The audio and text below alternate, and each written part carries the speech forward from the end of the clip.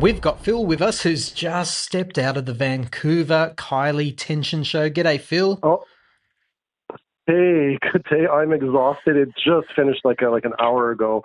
Absolutely incredible. I'm exhausted. I don't know how she does it. Yeah, exhausted just watching her, right? And I know that you had to do the public transport thing and you've done lots of traveling to see our Kylie, but I'm hmm assuming that it was all worth it. Well, it definitely was worth it. It's not the furthest I've traveled to see Kylie because I have seen her in Cardiff. I did go to the UK Wow. in 2018 to see the Golden Show. I've seen her in New York. So I know I was complaining about my 5-hour trip from Victoria to Vancouver, but it's actually the shortest run I've ever had to do to see Kylie. So I can't complain that about it. She looked exhausted at the end of the show, like when the final sort of curtain call sort of happens. And I don't know how she does it because I'm just exhausted watching her. It's an incredible show. Now, you went and saw her in Vancouver. Had you done spoilers hmm beforehand, or did you know what to expect, or was it all fresh and new to you?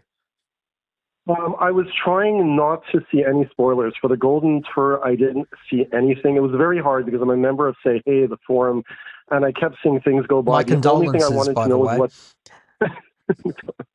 the only thing I wanted to know was the request songs. I wanted to know what was being requested because I was so close. I was right up at the B stage. I was literally 2 rows in front of the B stage, and I knew it was my chance to do a sign to maybe make a request. So I was trying to find out as much info on that, and I didn't want to request a song that was on the set list. So I did have a buddy of mine in Australia who kept telling me, "Don't request that song. Don't request that song," meaning it was on the list. She did not sing my song, unfortunately. Oh, I tried as much what as I was your could. song, Phil? I decided in the end I wanted to hear her sing White Diamond because she didn't do it Oh, on tour, on this tour. So I figured it would be a great song. I kept debating back and forth with different songs. Unfortunately, when I was at the B stage, I was always facing her behind. She was always facing the other way, and her dancers, and even the chair when she sings. She never saw my sign, but one of her backup singers, the girl with the blonde, long ponytail, she saw my sign. She gave me the thumbs up. She goes, "Great song choice." And of course, she never told Kylie, so it never happened. But it's I'm exhausted from screaming I tell you that what, whole though, segment. and the blonde lady's been around for a long time, since Aphrodite, at least, I think, if it's the person I'm thinking of. What did your sign actually say? My sign basically just said Kylie White Diamonds, and it had two pictures of diamonds on them and sort of a little outline. I kind of did a collage together with the And words, and I wasn't sure if she was her backup singer for a while, but she seemed to know the title of the song, anyways. more importantly, which version did you want Kylie to sing? Did you want her to sing the ballad version of White Diamond or the big Well, one? so my biggest, one of the things I think is the biggest tragedy in Kylie Minogue's discography is that the song was never a single. It never had a proper release. I actually prefer the fast version, even though I've seen her perform the slow version. I saw her in 2009. I saw her in New York, and she did perform the slow version. But I figured since it's acoustic, I didn't care what she was going to do. It didn't matter to me. And funny enough, when I saw her in 2009, I actually met Jake Shears, who wrote the song.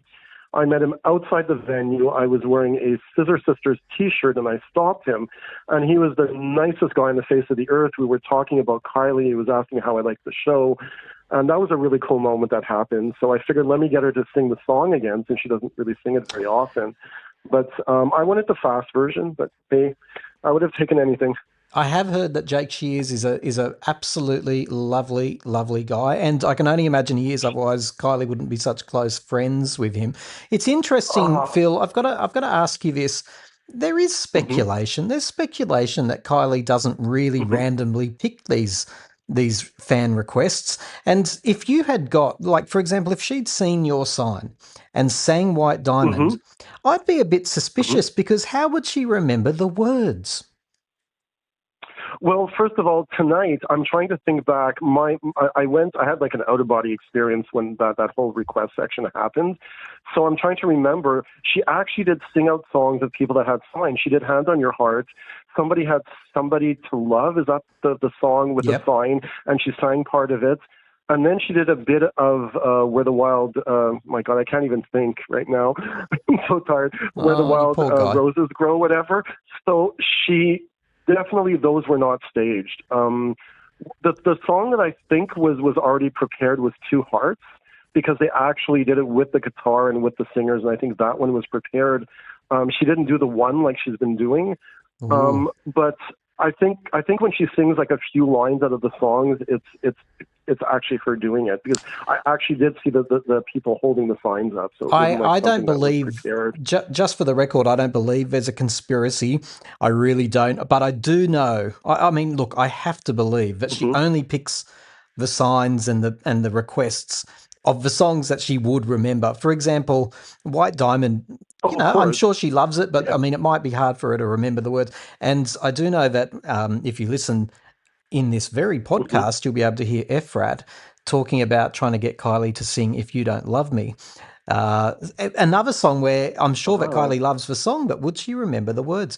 So, Phil, really briefly, tell us what else struck you about this show, and I really want to know, how was the Vancouver audience? Were they into this?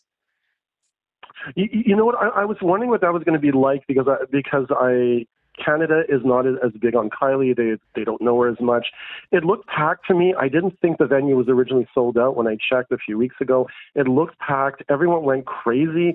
I when she did Better the Devil You Know, um, they seemed to all really be into it, and I was surprised because that was never a song here. Nobody knows that song. Nobody knows the Stock Aitken and Waterman songs in Canada. So it seemed to go over pretty well, actually, especially with the older songs. I was beyond myself because we're just starving for Kylie here in Canada, and I never thought I would ever hear Better the Devil You Know, like, on Canadian soil, and that was just very emotional for me. It seemed to go over really, really well. It was packed. A matter of fact, I was sitting next to two people that flew in from Edmonton. A lady who was from Ireland originally, who had never seen Kylie, and this was her first show. There was a girl next to my partner, a very young girl, probably like 25 years old, and this was her second Kylie show. Just saw her in Seattle and flew into Vancouver to see her, and that was surprising. So there was a Because real mostly you expect diversity this. in the audience, was there? Yeah, well, mostly gay men, obviously, but I was surprised at how many women were there, because in Canada, I understand why in the UK there would be, or in Australia there'd be a lot of women because they grew up with Kylie. She was kind of, the girl next door singer. But here in Canada or the US, she's mostly known by, let's face it, gay guys. But there was actually a lot of women there, and a lot of either Canadians, a few Americans. So yeah, I was kind of surprised. And because It's it was in Canada, Kylie shows are infamous for the audience dressing up. But like you say, some people in Canada, maybe more casual fans, were people dressed up in Kylie garb. Well, there actually was. I was actually surprised. There was not a lot of Kylie T-shirts. That I noticed. That was a surprise. A matter of fact, I had two T-shirts. I actually did a costume change when she did, and that was kind of funny. I didn't know which T-shirt to wear, so I actually Sorry, had I'm going two to have to different pause T-shirts. you there, Phil. How on earth did you do a Uh, costume change? Did you strip down in the middle of the audience? no, I just had two T-shirts on, one over the other. Ah, Very simple. you were layered up. I love it. And what were your two T-shirts? But my first T-shirt was in black, and it said "Read My Body Language," kind of plain. Oh yeah. Underneath it, I had a T-shirt that's pink that says "Your Disco Needs You," and it has all her albums on the back. It was a T-shirt I made in 2018 for the Golden Tour, and I figured I'd wear it as well. Sorry, It was just your me being second T-shirt indecisive. says "Your disco needs you," and forgive me, Hmm. listeners. There's a bit of a delay if you're wondering why it seems a bit overlaid. But your Okay. T-shirt said "Your disco needs you" on the front, but on the back you have all the album covers up to Golden. Up to Golden, plus my concert ticket from New York is on there. Yes, it's all printed on the back. Fantastic! You are Um, amazing, Phil. I, What an absolute monster fan you are. I try. But there were people dressed up. As we were leaving, there was a guy dressed up in the entire Padam Padam red outfit. There was another, I think it was a guy dressed up in her Can't Get You Out of My Head outfit. One guy had a hoodie that looked like it was made out of disco balls. It was incredible. There was about a dozen people that had really, really good outfits, I would say. Not a whole lot, but really cool ones. Good on you, Canada, for getting into the spirit of Kylie's Tension tour. Phil, I've always wanted to ask this. The people that have signs, right? Hmm. Anyone who knows me would know that that's just beyond the grasp of Tim, to be honest. How do you do these signs? Like, do you actually go to a craft shop and get textures and put glitter on it? Or what goes into Well, making a sign? I had little time. I was actually going to get it printed.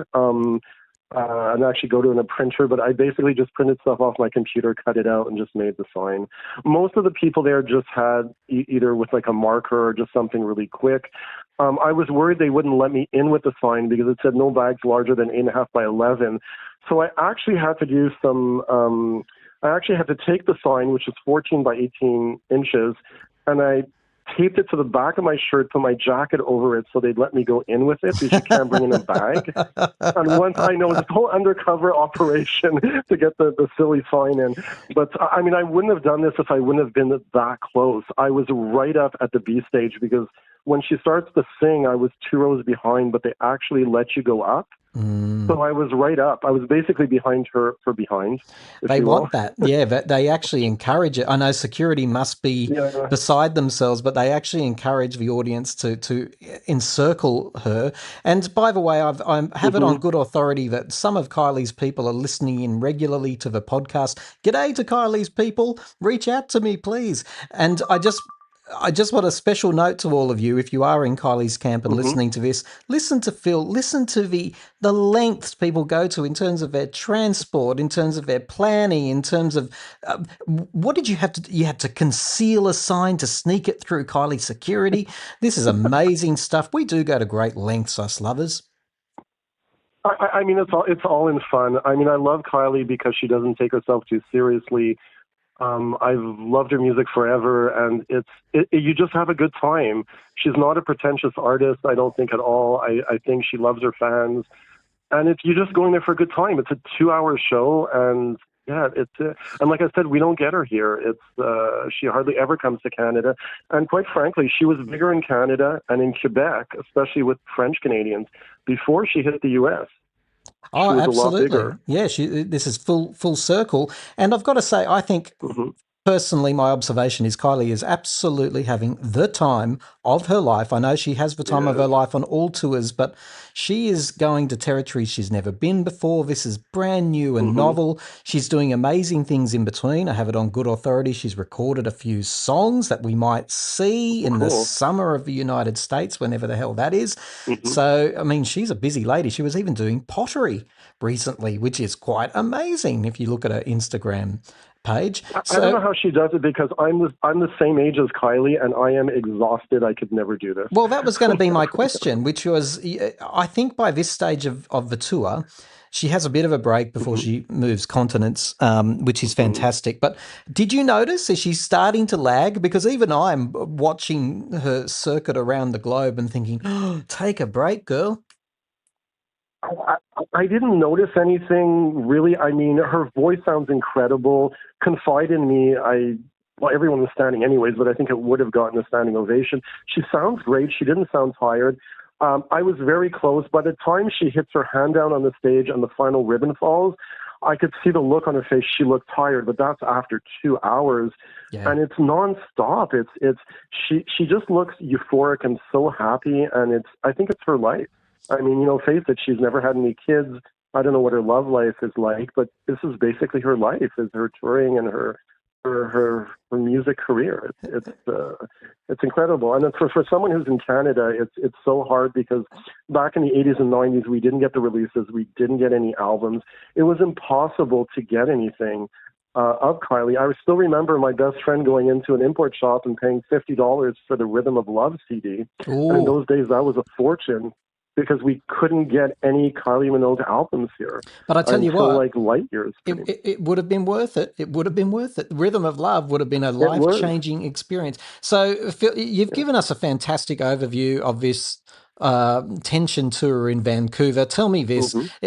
the Canadians, have they been rewarded for their patience with these shows on Canadian soil?